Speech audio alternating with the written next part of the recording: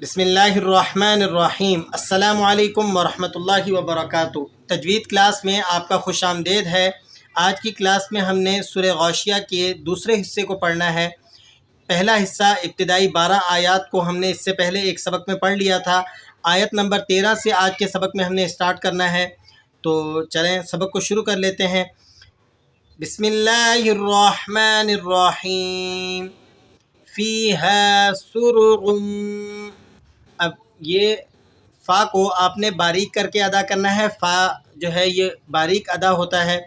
سین کو آپ نے سیٹی کے ساتھ ادا کرنا ہے۔ سرورم، دو رو ہیں، دونوں کے اوپر حرکات لگی ہوئی ہیں، تو آپ نے رو کو موٹا کر کے ادا کرنا ہے۔ رو کا قاعدہ ہے کہ اگر رو پر اوپر کی حرکات لگی ہوں تو رو موٹی ادا ہوتی ہے۔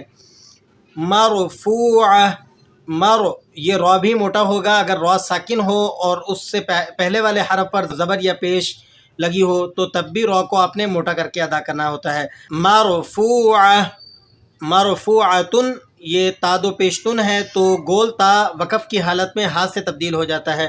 جب ہم نے اسٹارٹ کیا تھا سورہ غاشیہ کو تو پہلے سبق میں ہم نے بتایا تھا، نئے آنے والے ویورز سے یہ درخواست ہے کہ اس ویڈیو کو بھی دیکھ لیں تاکہ سبق شروع سے آخر تک جو ہے وہ مکمل ہو جائے اور سارے سبق کا آپس میں ربط ہو جائے۔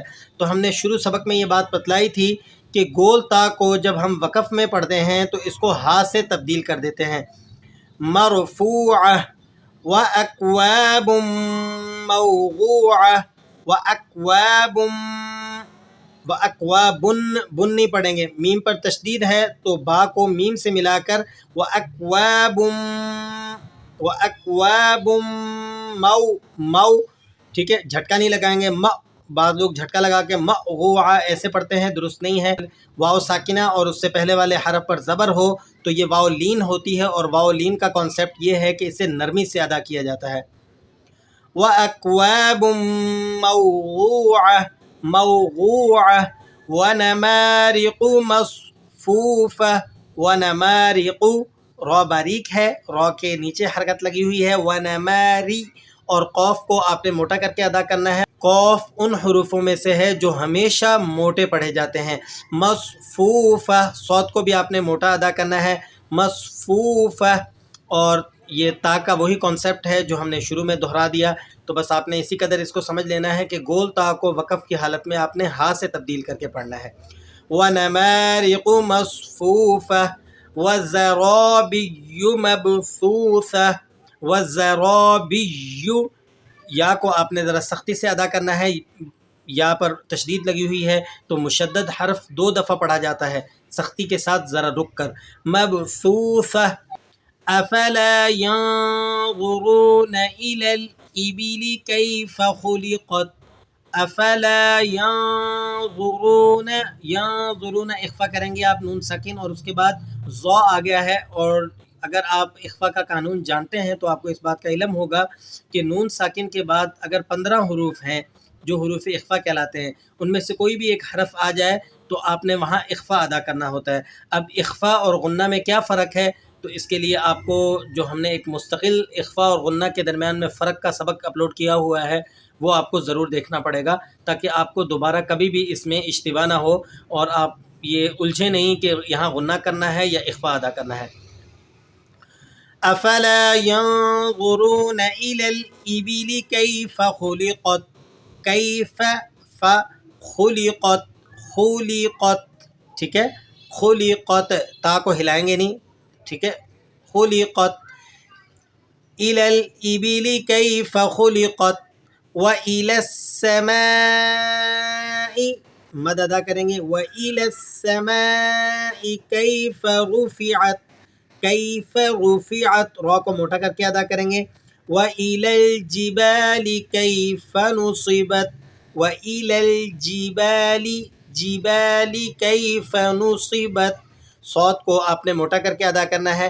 وَإِلَى الْأَرْضِ كَيْفَ سُطِحَتْ، سُطِحَتْ لفظ کی ادائیگی میں اکثر لوگوں سے غلطی ہو جاتی ہے، سُطِحَتْ پڑھتے ہیں، تو آپ نے تو کو اس کے مخرج سے بالکل ٹھیک ٹھیک ادا کرنا ہے۔ كَيْفَ سُطِحَتْ، فذکر انما انت مذکر، انما أنت مذكر لست عليهم بمسيطر. اب یہاں پر جو قابل ذکر لفظ ہے وہ ہے بمسیطر. یہاں پر آپ دیکھ رہے ہیں کہ صاد کے اوپر چھوٹا سا سین لکھا ہوا ہے، تو اس بارے میں آپ کو ہدایت مل جائے گی قرآن مجید کے اندر ہی لکھی ہوئی کہ اس میں صرف صاد پڑھا جائے گا، سین پڑھنا جائز نہیں ہے. ٹھیک ہے، تو آپ نے یہاں پر صرف بمسیطر اس کو صاد سے ادا کرنا ہے، سین سے ادا نہیں کرنا ہے. إِلَّا مَن تَوَلَّى وَكَفَرَ إِلَّا مَن تَوَلَّى وَكَفَرَ. را کو آپ نے موٹا ادا کرنا ہے.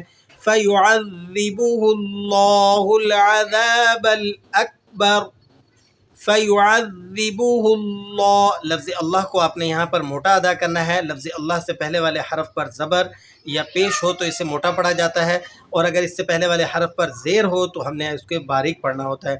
فَيُعَذِّبُهُ اللَّهُ الْعَذَابَ الْأَكْبَرَ إِنَّ إِلَيْنَا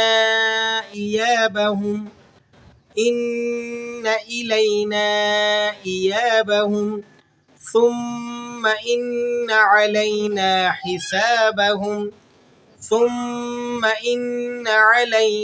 حِسَابَهُمْ. اللہ کریم سے دعا ہے کہ سورہ غاشیہ کو ہم نے جو حرف تجوید کے ساتھ پڑھا ہے، اس میں جو کمیاں کوتاہی ہیں ہم سب کی دور فرما دے، اور ہم سب کو قرآن مجید کو تجوید کے ساتھ پڑھنے کی توفیق عطا فرمائے. دعاؤں میں یاد رکھیے گا. خوش رہیے گا. السلام علیکم ورحمۃ اللہ وبرکاتہ.